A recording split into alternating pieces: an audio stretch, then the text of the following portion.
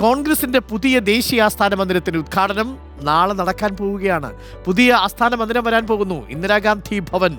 പുതിയ ആസ്ഥാന മന്ദിരത്തിന്റെ ഉദ്ഘാടനം സോണിയാഗാന്ധിയാണ് നിർവഹിക്കുക.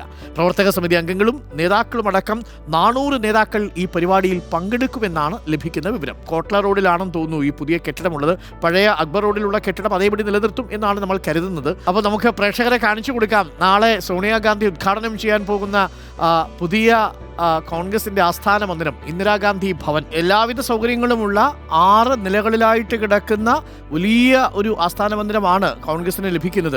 നേരത്തെ വിവിധ പാർട്ടികൾക്കായിട്ട് കേന്ദ്ര സർക്കാർ ഈ സ്ഥലങ്ങളൊക്കെ അനുവദിച്ചു കൊടുത്തിരുന്നു. കോൺഗ്രസിന് കിട്ടിയത് കോട്ട്ല റോഡാണ്. എനിക്കൊന്ന് BJPയുടെയും പുതിയ ആസ്ഥാന മന്ദിരം വന്നു. പക്ഷേ അപ്പോഴും പഴയ ഓഫീസ് അവർ റീറ്റെയിൻ ചെയ്യുകയാണ് ചെയ്തത്. അപ്പോൾ അക്ബർ റോഡിലുള്ള കെട്ടിടവും തുടരും, കോട്ട്ല റോഡിലുള്ള കെട്ടിടവും തുടരും. നമ്മൾ പലപ്പോഴും കണ്ടിട്ടുണ്ട് അക്ബർ റോഡിലുള്ള കോൺഗ്രസിന്റെ ആസ്ഥാന മന്ദിരത്തിൽ ഇതിലേക്ക് ഒരുപാട് പേര് ഈ സീറ്റുകളൊക്കെ മോഹികളായിട്ടുള്ള ആളുകൾ, സ്ഥാനമോഹികളായിട്ടുള്ള ആളുകളൊക്കെ കിടക്കാൻ വേണ്ടിയിട്ട് വലിയ പുൽത്തകടിയൊക്കെ ഉള്ളൊരു പ്രദേശമാണ് ആ കെട്ടിടം. ആ കെട്ടിടവും മനോഹരമായ കെട്ടിടമാണ്. നല്ല കാഴ്ച ഭംഗിയുള്ളതാണ്. പുറത്ത് നിന്ന് വിഷ്വൽ ട്രീറ്റ് ഉള്ള ഒരു സ്ഥലമാണ്. പുതിയ കോൺഗ്രസിന്റെ കെട്ടിടം പ്രിയപ്പെട്ട പ്രേക്ഷകർ കണ്ടു. കോട്ട്ല റോഡിലെ കെട്ടിടം നാളെയാണ് സോണിയാഗാന്ധി ഉദ്ഘാടനം ചെയ്യുക. അങ്ങനെ കോൺഗ്രസിന് പുതിയ ആസ്ഥാന മന്ദിരം വരുന്നു തലസ്ഥാനത്ത്. സോണിയാഗാന്ധിയാണ് കെട്ടിടത്തിന്റെ ഉദ്ഘാടനം നിർവഹിക്കുക. നാളെ വർഷങ്ങൾ നീണ്ട കെട്ടിട നിർമ്മാണമാണ്. അതാണ് നാളെ സാർത്ഥകമാകാൻ പോകുന്നത്.